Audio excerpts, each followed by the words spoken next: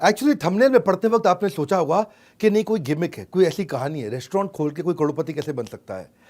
7 steps में दूंगा आपको। हाँ, गिमिक देने का आदत नहीं है, गैस देता नहीं, ताली बजाते जाएंगे, स्पीड से चलेंगे। 7 स्ट्रैटेजी। और कहानी किसकी बता रहा हूं? हार्दिक नाम के लड़के की कहानी बताऊंगा, जो हमसे हमारे द्वारा ट्रेन किया गया लड़का, और जो कि एक्चुअली है गुजराती पर मुंबई में पला बड़ा, साड़ी का छोटा सा बिजनेस किया करता था और दर दर भटकता था पूरे देश के अंदर। खाने को बढ़िया चीज जब उसको नहीं मिलती थी तो उसको पैसे नहीं थे, तो महंगा खाना खा नहीं सकते थे, और सस्ता खाते थे तो तबीयत खराब हो जाती थी। तो बड़ा चक्कर हो गया। हाइजीनिक होगा तो अफोर्डेबल नहीं होगा। हाइजीनिक क्या होटल में मिल रहा है, हाइजीनिक है, साफ सुथरा है, लेकिन अफोर्डेबल नहीं है, जेब पे भारी है। और अगर अफोर्डेबल है, सस्ता है, तो हेल्दी नहीं है, हाइजीनिक नहीं है। मार्केट में बड़ा गैप था। इसने रोड साइड ठेले के साथ शुरुआत करी 2016 के अंदर। इनिशियल इन्वेस्टमेंट 50,000 रुपए का एक ऐसा रेस्टोरेंट बनाया जिसमें आज तो खैर 40 ऑपरेटिंग आउटलेट है, 40 रेस्टोरेंट बन चुके हैं। अब इसी साल के अंदर अंदर 100 हो जाएंगे। 20 लाख बर्गर हर साल बेच रहे हैं, 10 लाख सैंडविच हर साल बेच रहे हैं, 3 लाख पास्ता हर साल बेच रहे हैं। बाद में पार्थ मेहता भी जो साथ में प्रोफेशनल शेफ, उसको ऐड किया। वैभव पटेल फाइनेंस का एक्सपर्ट ऐड किया। अभी 3 लोग मिलकर के चला रहे हैं। आगे कहानी 7 स्ट्रैटेजी में चलेगी रेस्टोरेंट इंडस्ट्री में। अच्छा, आपको भी बहुत सीखने को मिलेगा, हर इंडस्ट्री वाले को सीखने को बहुत मिलने वाला है। 7 स्टेप पूरे के पूरे मेरे साथ देखना। पहला चीज, आज तक तो खैर मैं जो कंटेंट दे रहा हूं पहले कभी नहीं बताया, सब यूनिक नई स्ट्रैटेजीज, हमारे द्वारा ही ट्रेन किया गया पार्टिसिपेंट है हमारा। पहला चीज, high table rotation. High table rotation का मतलब क्या होता है? Fast table turn around. Fast table turn around का मतलब क्या होता है? एक रेस्टोरेंट है, समझो 200 स्क्वायर फीट का रेस्टोरेंट है, वहां पे आप इतना समझ लो कि वहां पे 10 टेबल रखी हैं और लोग डिनर के लिए आ रहे हैं, जा रहे हैं, आ रहे हैं, जा रहे हैं। अगर वहां पे 40 पार्टी आई और 10 टेबल पे बैठी, तो 40 पार्टी डिवाइड बाय 10 टेबल, मतलब टेबल टर्न अराउंड हो गया 4। इमेजिन करो किसी तरह कुछ ऐसा कर दूं कि मैं उतने ही 4 घंटे के अंदर एक टेबल पे 4 बार घूमा, वही टेबल अगर 8 बार घूम जाए, यानी कि उसी टेबल पे मैं उन्हीं 4 घंटे में 80 लोगों को खाना खिला दूं। अभी 40 को खिलाया, मेरा टर्नओवर डबल हो जाएगा, उसी शाम को टर्नओवर डबल हो जाएगा। इसको बोलते हैं टेबल टर्न अराउंड टाइम। क्योंकि अगर टेबल टर्न अराउंड टाइम कम हुआ, लोग आए, बैठे, ऑर्डर किया, आराम से खाए, धीरे धीरे आ रहा है, धीरे धीरे जा रहा है, फिर लास्ट में हाथ वाथ धोया, सौंफ खाया और 2-4 गप मारी, फिर निकले। अरे ऐसा करोगे तो एक शाम पे एक टेबल पे एक ही डिनर निकलेगा। तो ये मेन गेम चेंजर होता है। ये कैसे किया जाता है? इसके बहुत तरीके होते हैं। एक तो अपने मेन्यू साइज को लिमिट कर दो। ये नहीं कि जिसका मन कर रहा है जो ऑर्डर किए जा रहा है जी, है तुम आगरा से कोई मुगले आजम की कोई खीर बना के ले आओ। कैटेगरी बेस्ड मेन्यू रखो ताकि जो चीज़ पहले से ही काफ़ी हद तक रेडी हो। अगर कस्टमर डिसाइड नहीं कर पा रहा है कि मैं ये ऑर्डर करूं कि ये ऑर्डर करूं, आप उसको वो सजेस्ट करो जो जल्दी बन सकता है। कमाल, जल्दी बनेगा तो जल्दी खा के निकलेगा। अगर कस्टमर आके रेस्टोरेंट खाली पड़ा हुआ है तो कस्टमर को कोने में मत बैठो, कोशिश करो कि बीच में बैठ जाए। बीच में बैठेगा ना तो जल्दी खा कर निकलता है। कोने वाला आदमी ज़्यादा देर तक बैठता है। इसको बोलते हैं क्विक सर्विस रेस्टोरेंट। प्लेजेंट हो सके तो प्री मील एक्सपीरियंस दे दो। अगर लोग हैं वहाँ पे पहले ही जब वो आता है तो उसको मेन्यू वगैरह दिखा दो। जब तक उसको टेबल मिलती है आकर के बैठते तब तक खाना भी आ जाता है। ज़्यादा देर उसको वेट नहीं करना पड़ता है। इसमें एक खास बात क्या होती है, जो होस्ट यानी कि जो ऑर्डर लेगा, शेफ जो खाना बनाएगा, सर्वर जो खाना परोसेगा, और क्लीनर जो उठ के जाने के बाद टेबल साफ करेगा, चारों के बीच में सामंजस्य बहुत अच्छा चाहिए। और अगर एसओपी, इंग्रेडिएंट, प्रिपरेशन, प्रेजेंटेशन ठीक हो तो कोई दिक्कत आती नहीं है। हाई टेबल रोटेशन के लिए फूड अड्डा में हमने ये इस तरह काम किया कि 7 मिनट के अंदर एक मील बन जाए। तो इसका जो फाउंडर हार्दिक कमाल कर दिया, हर चीज 7 मिनट में बन जाएगी। इतना तेज टेबल घूमती है कि ज्यादा कस्टमर बैठेगा, ज्यादा टेबल चलेगी तो ज्यादा प्रॉफिट होता है। आपके लिए इस समय जरूर किया है कि ऐसा मॉडल बनाए कि सेमी कुक्ड हर आइटम रेडी रहे, हीटिंग प्लेटिंग करे, इलेक्ट्रिसिटी बेस्ड पूरा किचन बनाया, गेम चेंज हो गया। दूसरी strategy, mapping the experience of touch point. ये टच पॉइंट क्या होता है? टच पॉइंट होती है 2 चीजें, ये है आपका बिजनेसमैन और ये कस्टमर। ये कब आके टच करेंगे, कब आके मिलेंगे, जितनी बार इंटरैक्ट करेंगे उसको बोलेंगे टच पॉइंट। टच पॉइंट कैसे होते हैं? कोई भी सामान खरीदने से पहले प्री परचेज टच पॉइंट होता है। सोशल मीडिया पे देख लिया, ऐड देख लिया, डिजिटल मार्केटिंग देख लिया, कोई डिस्काउंट स्कीम देख लिया, कोई कंपनी का इवेंट देख लिया, कोई रेफरल रिव्यू देख लिया ऑनलाइन, वो गया, अभी खरीदा नहीं है। ये प्री परचेज टच पॉइंट होते हैं, आपके बारे में कहीं से पता चल गया। फिर परचेज के टच पॉइंट होते हैं जिस समय सामान खरीद रहे हैं। फिर पोस्ट परचेज टच पॉइंट होते हैं, सामान लेके जाने के बाद एक्सपीरियंस कैसा है। तो ये टच पॉइंट्स अगर आप ठीक कर सको, उसमें सारा गेम चेंज होता है। तो यहाँ पे फूड अड्डा के साथ में आउटसाइड क्रिएटिव ब्रांडिंग, ऐसे विजुअल एक्सपीरियंस बना दिया जैसे टच पॉइंट बहुत सुंदर हुआ। और जो मेन्यू के लिए 10 से ज्यादा क्विजीन बना दिया। नॉर्मली जिस तरह के छोटे आउटलेट बनाए ना, 200 स्क्वायर फीट का छोटा टाइट आउटलेट, फूड अड्डा। इस लेवल के आउटलेट पे, इतनी मिनिमम इन्वेस्टमेंट के आउटलेट पे अंदर टच पॉइंट अच्छे नहीं होते। नॉर्मली एयर एसी काम नहीं कर रहा होता, अंदर एलईडीज नहीं लगे होते, म्यूजिक नहीं चल रहा होता, हाइजीनिक एनवायरनमेंट नहीं होता है, क्या खाने की बदबू आ रही होती है, स्मेल होती है, गंदगी होती है, कैटेगराइज मेन्यू नहीं होते हैं। ये सारी चीज़ें अच्छी करके अंदर घुसने के बाद कमरे में कस्टमर का एक्सपीरियंस अच्छा हुआ। और सबसे बड़ी बात, इनके यहाँ जो मेन्यू होगा, समझो 50 रुपए में खाना मिलता है, 75 रुपए में खाना मिलता है। ध्यान रखना, कोई भी ठेले पे भी 50 रुपए में खाना नहीं मिलता, 75 में नहीं मिलता। यही बड़ी बात नहीं है, इससे बड़ी बात सुनिए।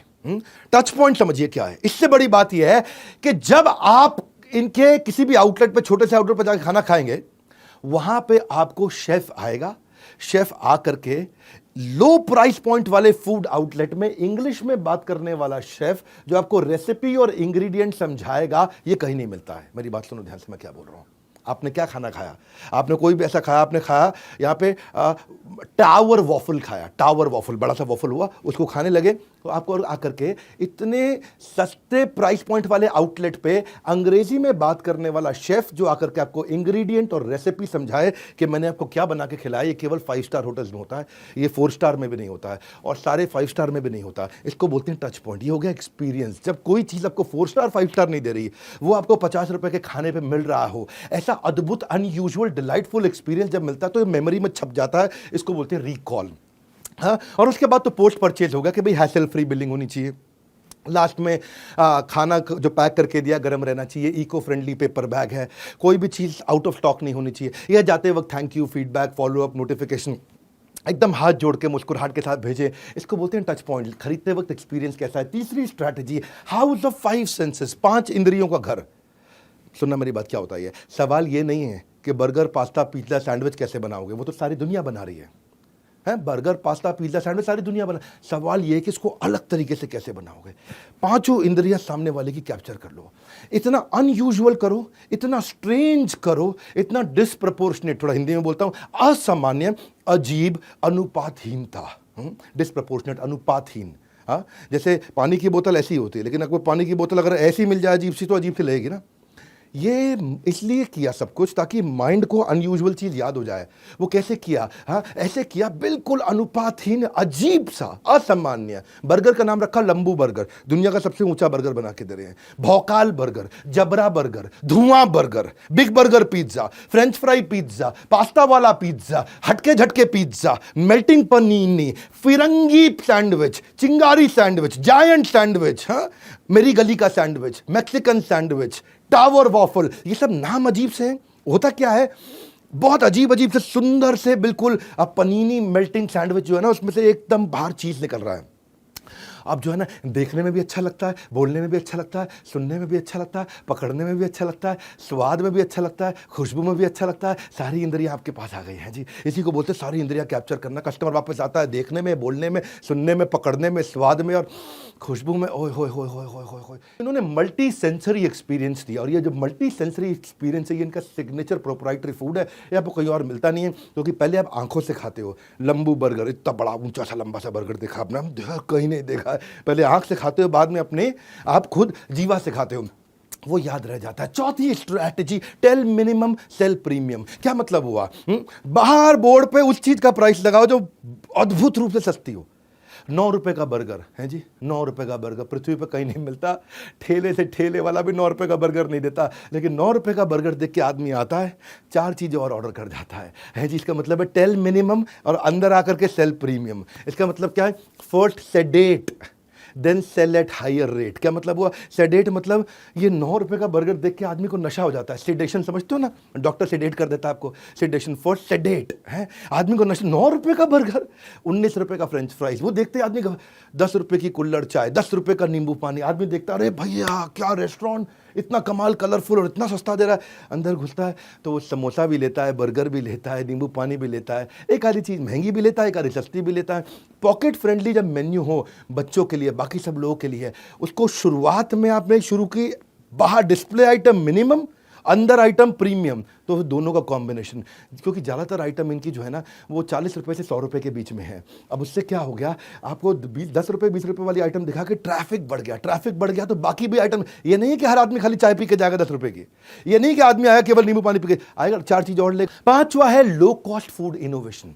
फूड में ना इनोवेशन, फूड में इनोवेशन होता ही नहीं है, एक्सपीरियंस में इनोवेशन होता है। फूड का इनोवेशन एक्सपीरियंस का है। लोग क्या करते हैं, अपडेट करते हैं मेन्यू को, अपडेशन ऑफ मेन्यू। यहाँ ऐसा नहीं है, यहाँ एवोल्यूशन ऑफ मेन्यू। मेन्यू इतना इवॉल्व हो रहा है। क्या किया, इसका तरीका बड़ा सिंपल था, एक अलग टीम बना दी, सारा बिजनेस चलता रहेगा चलता रहेगा चलता रहेगा, एक टीम बिल्कुल अलग, भैया सेपरेट टीम, तुम्हारा काम केवल इनोवेशन है। बोलो किस चीज़ का इनोवेशन, तुम्हें ना नई नई चीज़ें ढूंढ के दुनिया से लेकर के आनी है। बोला कैसे, लेकिन याद रखना जो चीज़ दुनिया में 1,500 रुपये की मिल रही है 5 स्टार में, वो हमें 75 रुपये में देनी है। अब ये है तुम्हारा इनोवेशन। ये टीम को टारगेट ही अलग दे दिया जी है, और 1,500 रुपये की जो ताज में आइटम मिल रही है बहुत अच्छी लगे, उसको 75 में बना के दिखाओ, ये मेन मुद्दा है। मतलब फ्यूजन फूड। तो इनका जो मास्टर शेफ है उसका काम क्या है, उसको हफ्ते में 3 दिन मुंबई के हर टॉप रेस्टोरेंट में जाके खाना खाना है बस केवल। वो खाली खाना खाएगा, टेस्ट करेगा अलग अलग आइटम को, महंगे स्वाद को सस्ते के अंदर अफोर्डेबल में कैसे देना है। 1,500 रुपये की चीज़ को 75 रुपये में नॉन वेज आइटम को वेजिटेरियन बना करके देना है। इनके वेजिटेरियन रेस्टोरेंट, ये लोग जैन है, सब जैन गुजराती लोग हैं, सब वेजिटेरियन बनाया इन्होंने। तो इन्होंने क्या किया, 5 चेक पॉइंट बना दिए इसके।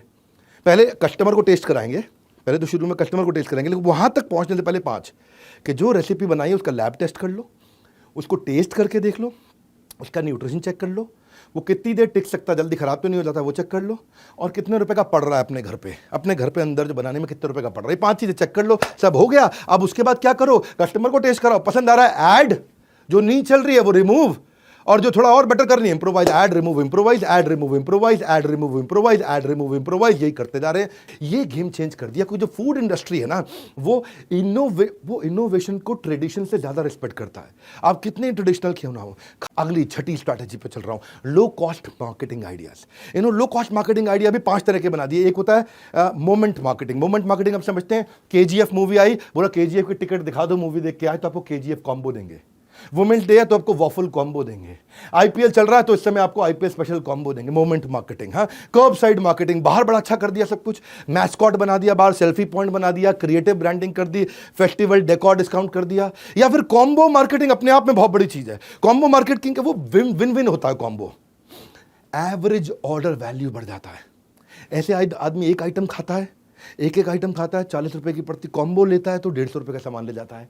लेकिन कस्टमर को लगता है कि मैंने 300 का सामान 150 में ले लिया, कस्टमर को लगता है मैंने पैसा बचा लिया, फ्रेंचाइजी को लगता है अरे मेरा एवरेज ऑर्डर वैल्यू बढ़ गया, मैंने पैसा कमा लिया, कस्टमर को लगता है मेरे को कम पैसे में ज़्यादा मिल गया, फ्रेंचाइजी को लगता है मेरा ज़्यादा माल बिक गया। दोनों का फायदा है, कस्टमर का भी फायदा है, फ्रेंचाइजी का भी फायदा है, ब्रांड का भी फायदा है।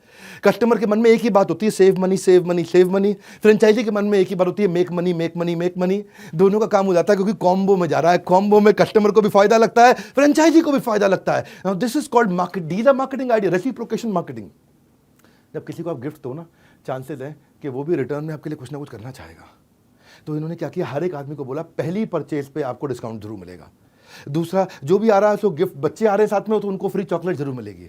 तीसरा, हर बार सामान खरीदने पे स्क्रैच कार्ड मिलेगा, स्क्रैच कार्ड को स्क्रैच करोगे तो अगली बार कुछ ना कुछ डिस्काउंट मिलेगा। हाँ, आपको कुछ ना कुछ, आपको इस तरीके के उन्होंने पॉइंट सिस्टम बना दिए हैं, लॉयल्टी बेस्ड सिस्टम बना दिया। और 5वां एडवोकेसी मार्केटिंग।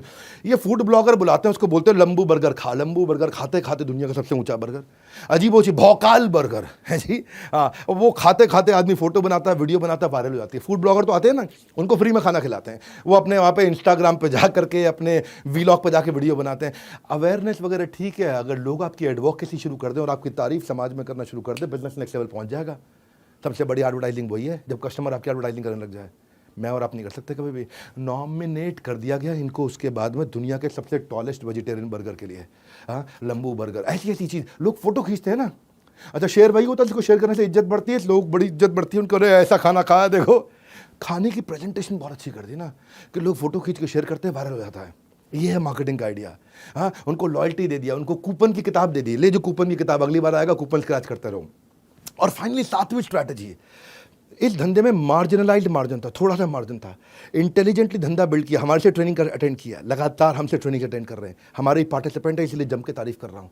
इतने से मार्जिन को मैक्सिमाइज मार्जिन किया। जानना चाहते हैं कैसे? फूड अड्डा की अपनी मोबाइल ऐप बना दी। अब आपको जोमेटो पे, स्विगी पे डिपेंडेंसी नहीं है, तो जोमेटो और स्विगी को मोटा कमीशन चलाता था, वो नहीं जा रहा है। कस्टमर का डेटा मेरे पास आ गया, उस कस्टमर को मैं वापस बुला लेता हूँ। अगला, डिजिटलाइज्ड इन्वेंट्री मैनेजमेंट कर दिया। उसका फायदा क्या है? जब इन्वेंट्री पहले ही पता चल गई, एक रेस्टोरेंट है, रेस्टोरेंट के पास चटनी पड़ी है कि पैटी पड़ी है, चटनी खत्म है कि पैटी खत्म है, ब्रेड पड़ी है कि चीज़ पड़ी है, सॉस खत्म है कि नहीं खत्म है, पता ही नहीं। लेकिन अगर सब कुछ टेक्नोलॉजी पे ला दिया तो आपकी वेस्टेज कैलकुलेट हो गई है। सामान वेस्ट नहीं होगा, स्टॉक मिसप्लेस नहीं होगा, स्टॉक चोरी नहीं होगा, ऑप्टिमम स्टॉक रहेगा, स्टॉक रिप्लेस होगा। नहीं तो वो क्या रहता है, एक्सपायर हो रही है, जो चीज़ पड़ी को पड़ी पड़ी एक्सपायर हो रही है। अब 400 रुपये की आइटम अगर मेरे 100 आउटलेट पे पड़ी हुई है, 400 रुपये की आइटम, मेरा 40,000 रुपये का माल हर महीने एक्सपायर हो रहा है। छोटी छोटी चीज़ें पैसे बचाती हैं। हाँ, तो उन्होंने क्या किया, अपना इन्वेंट्री मैनेजमेंट करने से कोई भी चीज़ की वेस्टेज खत्म कर दी। दूसरा क्या होता है ना, खाने की आइटम जल्दी एक्सपायर होती है, तो आपको ध्यान रखना पड़ता है कि नहीं है। अब लेट्यूस है, सॉस है, चीज़ है, हर्ब्स है, कॉन्डिमेंट है, तुरंत एक्सपायर होते हैं। पर मेन्यू ऐसा बनाया कि वही लेट्यूस बर्गर में भी जाता है, सैंडविच में भी जाता है, 4 और चीज़ में जाता है। वही सॉस बर्गर में भी जाती है, पास्ता में भी जाती है, सैंडविच में भी जाती है, 4 और चीज़ में जाती है। वही चीज़ बर्गर में, सैंडविच में, पास्ता में, कहीं और चीज़ में भी जाएगा। वही हर्ब्स, कॉन्डिमेंट सब में। ये लीनियर नहीं है। सिस्टम ऐसा बनाया कि एक रॉ मटेरियल जो है मल्टीपल डिशेज में कंज्यूम हो रहा है, तो वो रॉ मटेरियल खराब होएगा ही नहीं, क्योंकि वही रॉ मटेरियल जो है, वही चीज जो है अभी कम से कम मेरी 52 आइटम में लग रहा है, वही वाली सॉस है मेरी कम से कम 42 आइटम में लग रही है, सामान खराब नहीं होता, वेस्ट नहीं होता है कि नहीं। तो वही सामान लग जाता है बहुत जगह। तो मेन्यू को इंटेलिजेंटली परम्यूटेशन कॉम्बिनेशन में बनाया, मिनिमम वेस्टेज, तो फूड कॉस्ट आपकी बच गई, मार्जिन बच गया, आपने कमा लिया, इसे मैक्सिमाइज किया। लॉजिस्टिक्स जो इस धंधे में है ना, लोग पकड़ नहीं पाते। सामान डिलीवर करना क्या मतलब होता है इसका? Store to store, door to door, corner to corner, hygienic condition में, लॉन्गर शेल्फ लाइफ में सामान पहुंचा नहीं पाते लोग, इसलिए क्या करते हैं, लोकल वेंडर से खरीदना पड़ता है। अब लोकल वेंडर से पड़ता है महंगा। लॉजिस्टिक्स कर दिया क्रैक, एक्यूरेटली, राइट टाइम पे, consistently, every time, efficiently, with in the timeline. बस ये क्रैक हुआ, गेम चेंज हो गया। सप्लाई चेन गेम चेंज होने से क्या हो गया, टाइमलाइन, इससे कॉस्ट बहुत बच गई। कॉस्ट कैसे बची? ऐसे कॉस्ट बची कि आप लोकल वेंडर से लेना पड़ता था, महंगा पड़ता, अब बाहर से आ रहा है, सस्ते में सामान आ रहा है, टाइम से पहुंच रहा है। अच्छा, इसके अलावा एक फ्रेंचाइजी को बेचारे को लीगल सपोर्ट, जीएसटी का लीगल असिस्टेंस, लाइसेंसेज वगैरह रेस्टोरेंट के लेने पड़ते हैं, वो भी सब लेके दे दी, कॉस्ट बचा दी। फाइनली ये जो कोई सॉस वगैरह भी ले रहे हैं, जो चीज़ वगैरह भी ले रहे हैं, सब कुछ ले रहे हैं, ये क्या कर रहे हैं, ये डीलर, डिस्ट्रीब्यूटर, रिटेलर से नहीं लेते, सीधा कॉर्पोरेट से ले लिया। सीधा कॉर्पोरेट से ले लिया तो बल्क में अंदर ट्रक के ट्रक चीज़ आ रहे हैं, ट्रक के ट्रक भर के सॉस आ रही है, ट्रक के ट्रक भर के क्रीम आ रहे हैं। तो उससे क्या फायदा हो रहा है, सस्ता मिल रहा है, पूरे देश में सबसे सस्ता मिल रहा है, उससे अपना पैसा बचा लिया, है कि नहीं है। जगह जगह पैसा बचाने की, और इतना इंटेलिजेंटली बनाया कि 200 स्क्वायर फीट में रेस्टोरेंट चल जाता है। 200 स्क्वायर फीट बहुत छोटा होता है, उसका रेंटल कम हो गया तो पैसा बच जाता है। स्ट्रीट फ्रेंडली लेते हैं, हाई स्ट्रीट पे लेते हैं जहाँ ज़्यादा फुटफॉल आता है, तो उसको कम कैपिटल इन्वेस्टमेंट है, आरओआई बढ़ गया अपने आप में। और मेन इनका मुद्दा क्या है, जो उनका मास्टर शेफ है वो हर नए फ्रेंचाइजी के पास 100 दिन के लिए जाता है, तो क्रिटिकल रिपीटेबल बन जाता है। जो आइटम 1,500 रुपये में बनती है वो 75 रुपये में बनने लग जाती है। हाँ, तो ट्रेनिंग सपोर्ट है इनका बहुत बढ़िया, पूरे सब चीज़ों के एसओपी मैनुअल बन चुके हैं। ये तो है इनका। आज मैंने आपको 60 स्टेप्स के अंदर ऐसा तरीका बताया जिससे आप रेस्टोरेंट इंडस्ट्री में भी करोड़पति बन सकते हैं। इनकी फ्रेंचाइजी लेनी हो तो इनसे बात करना, लेकिन अगर बड़ा बिजनेस की फ्रेंचाइजी लेनी हो तो मेरी आंखों में डॉलर के साइन बड़े बड़े आ जाते हैं, डॉलर के साइन। क्योंकि पता है, मैंने कई बार बोला है कि आईबीसी एक ऐसा मॉडल है जिसको आईबीसी बनना तो भी आईबीसी बने, नहीं बनना तो भी बने, क्योंकि हम उसको ट्रेनिंग इतना दे देते हैं। कोई भी अपना धंधा कर लो, एक बार आईबीसी जरूर बन जाना। क्योंकि इस बार हमने एक नया रेवोल्यूशन लेकर के आए 2 साल के बाद। न्यू हायर इंडक्शन ट्रेनिंग जो आईबीसी की हो रही है, वो हम अब अपने कॉर्पोरेट ऑफिस में करेंगे। तालियां तालियां तालियां, हाँ, भयंकर तालियां, क्योंकि हर आईबीसी जो हमारे यहाँ ज्वाइन कर रहा है वो आएगा और मेरी टॉप मैनेजमेंट के साथ आकर के अटेंड करेगा ट्रेनिंग। उसमें मैं भी रहूंगा। मैं हर बैच में नहीं होऊंगा, आप वैसे पता कर लेना अगर आप आईबीसी बन रहे हो कि विवेक सर कौन से बैच में आ रहे हैं, मैं उसी में आऊँगा। विवेक सर कौन से बैच में आ रहे हैं, तो आप उसमें आओगे तो मेरी भी ट्रेनिंग अटेंड कर लोगे। आप हेड ऑफिस में आकर के देखना, इतना बड़ा इंफ्रास्ट्रक्चर, इतने सैकड़ों लोग हमारे साथ में काम करते हैं। आकर के देखोगे आप आईबीसी बनने के बाद। आप हमारे साथ डायरेक्ट बनना हो, बोर्डलाइन नंबर पे फ़ोन करके बन सकते हो, या देश में किसी भी फ्रेंचाइजी के पास जाकर के बन सकते हो। हमने ऑन बोर्डिंग और हैंड होल्डिंग दोनों में रेवोल्यूशन ला दिया है, चेंज कर दिया, क्योंकि अब डिजिटल का ज़माना पूरी तरह नहीं रहा, अब दोनों का कॉम्बिनेशन हो गया, फिजिकल भी डिजिटल भी। 3 दिन की ट्रेनिंग आप मेरे साथ आकर के हेड ऑफिस में लोगे। प्रोडक्ट रेंज हमारी बहुत बड़ी हो चुकी है, 1,000 रुपये से लेकर के 2 लाख रुपये तक के बहुत तरह के प्रोडक्ट आ गए हैं। तो ये जो इंपॉर्टेंट अनाउंसमेंट है, बेबी जूनियर लॉन्च हो चुका है, इन सब के बारे में पता कर सकते हो बोर्ड लाइन नंबर पे, या हमारे किसी भी फ्रेंचाइजी के पास चले जाओ, किसी भी ऑफिस में फिजिकली जाकर के पता कर लेना। मैं आपको बता रहा हूँ, हमारा काम है रियल बिजनेस। मैंने 7 स्ट्रैटेजी आपको दी, ये बहुत काम आएंगी लोगों को, और जो मैंने अपने बारे में बताया उसके लिए मैं फ़ोन करके पता